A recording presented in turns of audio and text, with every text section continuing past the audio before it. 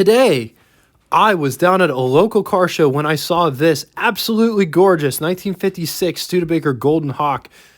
But before we take the tour, welcome to What It's Like. This channel, we feature the classics, vintage, some exotics, lots of orphan cars, and cars that are off the beaten path. If that sounds like something that interests you, hit the subscribe button, turn on the bell icon next to it to never miss a video. We drop between 4 and 5 videos a week. Before we get into talking about the Studebaker Hawk, let's talk about the 1956 Studebaker lineup. Entry level was Champion. Mid-level was Commander. Top level was President. They also offered 3 versions of wagons as well: Pinehurst, Park View, and Pelham. I'm sorry if I mispronounced that. They also offered a truck line. Not a lot of people know that Studebaker made trucks to rival Chevy, GM, Ford, Dodge. Studebaker made trucks too.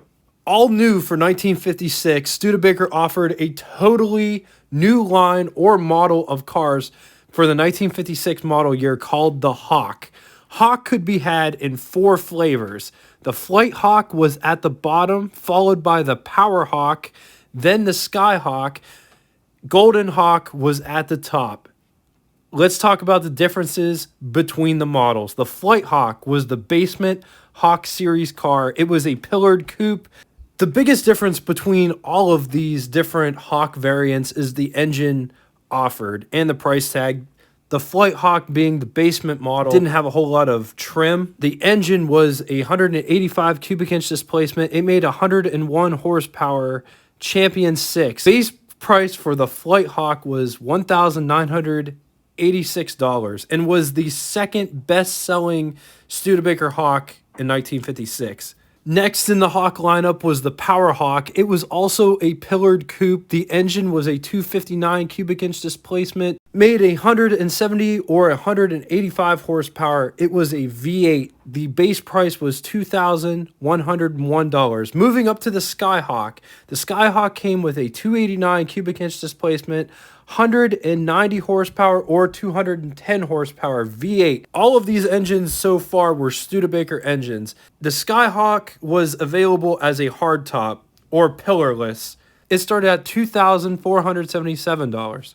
All right, sitting at the very top, the Golden Hawk used Packard's 352 cubic inch displacement V8, and it was available as a hardtop coupe or pillarless coupe. They were the only Hawks in 56 to have fins, which were made of fiberglass, and they were just added on after the fact.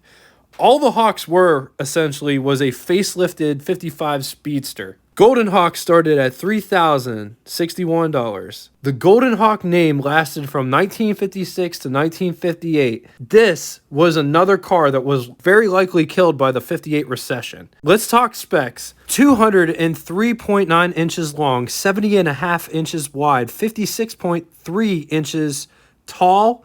It rides a wheelbase of 120.5 inches long. 0 to 60 was 9.2 seconds. This car was fast. With a top speed of 117 miles per hour, gas fuel consumption was between 16 and 22 miles per gallon, which isn't that bad for a 50s car.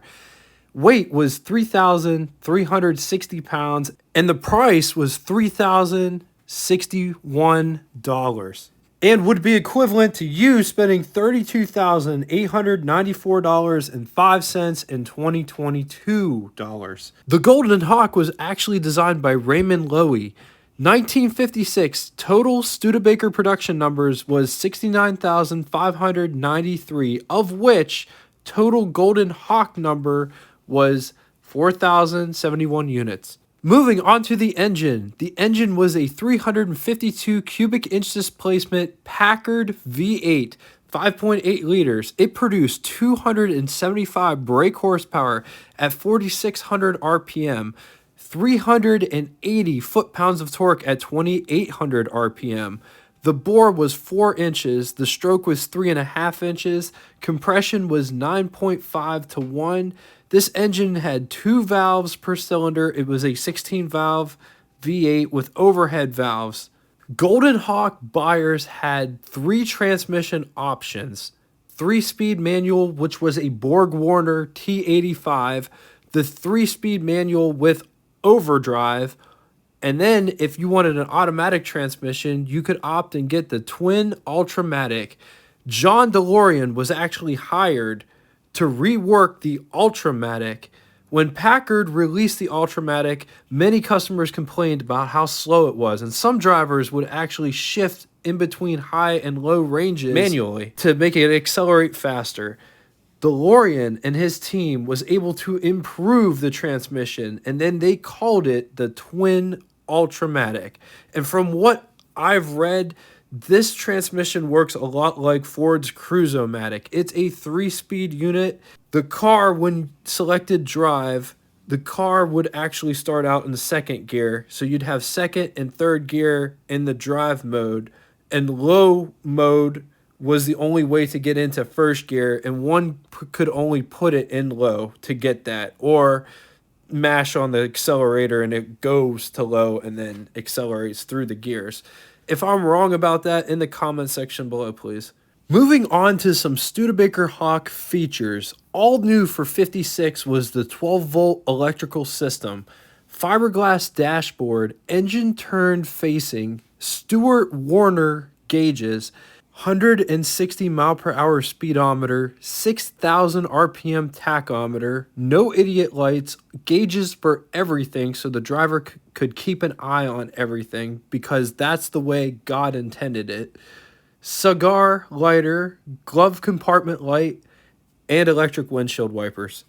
Options. These aren't all of the options, but these are a lot of options. AM, FM radio, rear seat speaker, power steering, power brakes, power windows, power front seat, tinted glass, wire wheel covers, and a detachable trunk lid. All right, so just check out this door panel. Notice the materials used. It's like a vinyl material. It might even be leather. And then it goes to like a chrome material here, or it doesn't really, I don't know what you would call this material. And then more vinyl slash leather. Armrest or door handle, whatever you use it for. Ashtray built into the doors. Vent window here. This is the door handle to get out. And this is the window crank for the big window. And just notice how the window is, it's all framed in.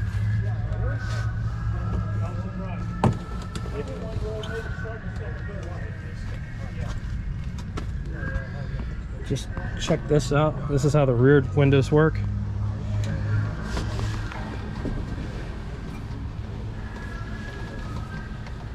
On to the button switches and knobs. Notice the ignition switch is all the way to the left. Top left gauge is the water temperature. Right below it is the amp gauge.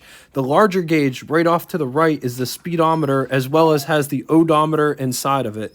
On the left-hand side, there's a series of toggle switches right underneath the gauges. 3 toggle switches. The one all the way to the left is the lights. The one in the center controls the instrument panel lights. And the one on the right is the wipers. Coming up to the gear selections, it reads park, neutral, drive, low, reverse. Right past it is a gauge that I'm not entirely sure what it does. It says inches. I thought it would be like a supercharger gauge, but they didn't put the Studebaker 289 that was supercharged until the year 1957. Moving to the right in the big gauge, large gauge, is the tachometer, and then the 2 gauges that flank it. Fuel is at the top, oil pressure is at the bottom. Right to the right of the oil pressure gauge is a cigar lighter. There are a series of toggle switches just below it. Defrost, the heat controls are in the center, and then air is the last toggle switch off to the right. Radio control with the radio speaker in the center. To the right of that is a really beautiful clock. So that's the over the hood impression. This is how much space there is between the steering wheel and my legs. And this is what I look like sitting inside. There's lots of headroom. I absolutely love the driving position of this car. It's absolutely awesome. We got sun visors and a mirror, and then there's another sun visor, no courtesy mirrors. There's another ashtray right there. Glove box. Notice there's a glove box light inside the glove box, which is really nice.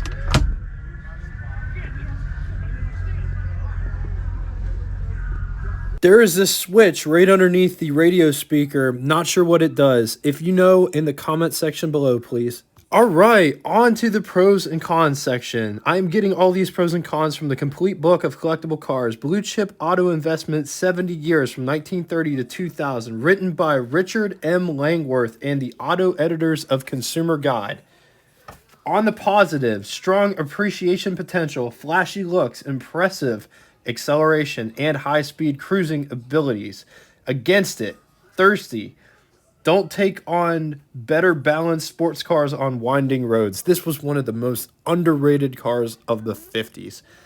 The only thing that could beat it didn't come out until 1957, which was the AMC Rambler Rebel, which I really want to do for the channel. If you guys know anybody that has one and you're close to the Pennsylvania region, yeah, shoot me a message or a comment in the comment section, because I really want to do that car on this channel. This car should have been what the Thunderbird was. This would have been perfect if the Thunderbird proportions were the same as this. When I sat behind the wheel of this car, it was like a glove. It didn't feel any big. Like, it just wraps around you. Best driving position of any 50s car that I've ever been in. That's just my opinion. If you'd like to get in touch with me for any reason whatsoever, made a Facebook group that correlates with this YouTube channel. Join the Facebook group. It gives you the opportunity to share your rides on there as well. Until next time, we're going to try something a little bit different. If you know what song this is and be the first one to do it, I will make your comment the first one in the comment feed.